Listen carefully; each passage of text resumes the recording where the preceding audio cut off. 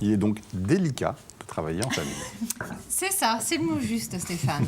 Effectivement, dans un environnement qui est de plus en plus difficile, où tout s'accélère, dans beaucoup d'environnements, les ambiances se dégradent parce que la pression monte, l'ensemble du monde va vers ça. Ça peut être assez tentant finalement de se dire je vais créer mon activité ou travailler en tout cas en m'appuyant sur des gens que j'aime, donc que ça soit en famille ou entre amis. L'idée étant que, puisque c'est mon ami, mon fils, mon épouse, eh bien, ça va forcément bien se passer. Puisqu'on s'aime. Erreur. Je dis pas forcément erreur, je dis juste que la relation amicale, la qualité d'une relation amicale ou familiale ne garantit pas forcément la réussite d'une entreprise ou d'une collaboration. D'accord. Il y a un risque alors, on va dire qu'il y a un risque en tout cas. Oui, il y a un risque et même, je dirais que c'est souvent même un peu plus risqué qu'une relation professionnelle entre tiers. D'accord. Très souvent, en fait, il y a deux aspects qui sont négligés. Le premier, c'est la communication. Avec une phrase qu'on entend assez facilement, c'est comme on se connaît depuis toujours, de toute façon on n'a même pas besoin de se parler pour se comprendre. Voilà, donc ça c'est un piège, on en reparlera tout à l'heure. Et puis le deuxième piège, c'est la notion de compétence, c'est-à-dire que si vous regardez un peu autour de vous, quand vous regardez vos amis, on les regarde d'abord comme des amis ou des frères ou des sœurs, inconsciemment finalement on considère que comme c'est des gens qu'on apprécie pour toutes leurs qualités, c'est forcément des gens compétents. C'est difficile de se dire, voilà, t'es ma meilleure amie, t'es... Je pense à un ou deux, là, non, il y a vraiment rien à... On peut se dire parfois, j'aurais du mal à travailler avec lui, mais... En même temps, on se demande comment ils peuvent être au travail. On peut se poser la question, mais quand ils nous font part, par exemple, de difficultés professionnelles, assez facilement, on va être plutôt complaisant. On est amis, on va dire, oh mon pauvre, c'est effectivement ton collègue qui a tort, etc. Voilà, la base, c'est tu es de toute façon compétent et l'homme ou la femme de la situation. Or, ce n'est pas forcément le cas. Donc, l'idée, c'est de travailler sur ces deux aspects-là, en tout cas d'être très vigilant. Communication, compétence. Communication et compétence. On verra tout à l'heure, justement, qu'est-ce qu'on peut mettre en place pour professionnaliser cette relation. Parce que quand on travaille en famille ou entre amis, l'enjeu, c'est pas simplement la réussite de l'entreprise ou de la collaboration, c'est aussi l'enjeu de la relation et de la pérennité de la relation. C'est pour ça qu'on n'est pas amis. Et on ne peut pas se barrer, Stéphane, tout le monde le sait. On voit trop de relations arriver sur des ruptures parce qu'au niveau professionnel, on n'a pas su travailler ensemble. Oui, mais des fois, ça marche. Parfois, ça marche. Et puis, il y a des secteurs plus exposés que d'autres. C'est-à-dire, assez classiquement, dans le secteur agricole, par exemple. C'est dur.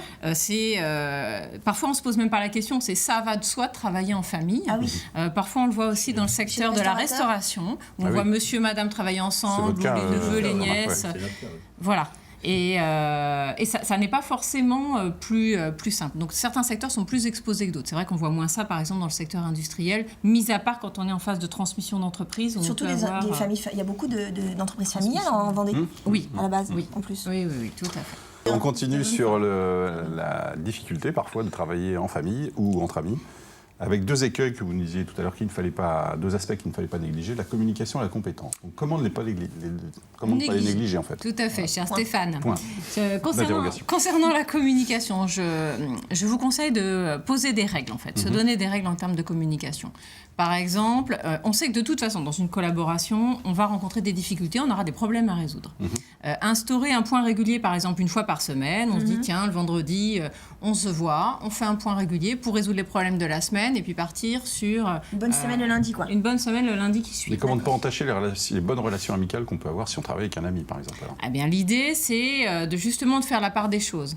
Et, par exemple, de se donner aussi comme repère, au boulot, on parle boulot, à la maison, on parle vie privée, quoi. Si, par exemple, on travaille en famille ou même entre amis, de distinguer les deux et de se retenir. C'est pas si simple quand on porte un projet commun, mais déjà, ça permet d'épargner l'entourage, d'accord, qui, au bout d'un moment, va dire, attends, vous ne faites que de parler de boulot, on peut peut-être passer à l'apéro ou aller au resto, passer un autre moment et parler d'autres choses.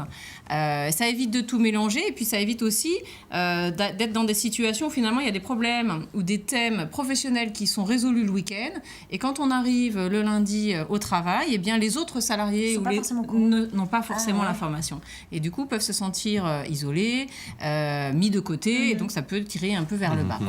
Donc il faut se donner des repères, c'est un peu de l'autodiscipline. C'est pas si simple. Ça, c'est pour la communication et pour la compétence. Alors pour la compétence, il y a plusieurs aspects.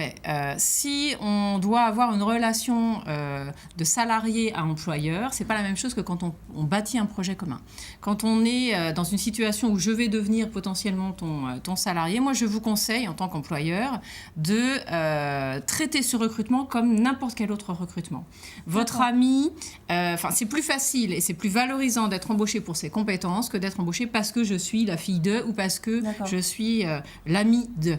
D'accord ? À la fois pour préparer la future intégration dans l'équipe et puis pour professionnaliser la relation. Donc mener un entretien de recrutement en bonne et due forme. Alors le mieux c'est de se faire aider ou de faire mener l'entretien par quelqu'un d'autre. C'est pas si évident que ça d'avoir une évaluation de compétences comme ça entre amis.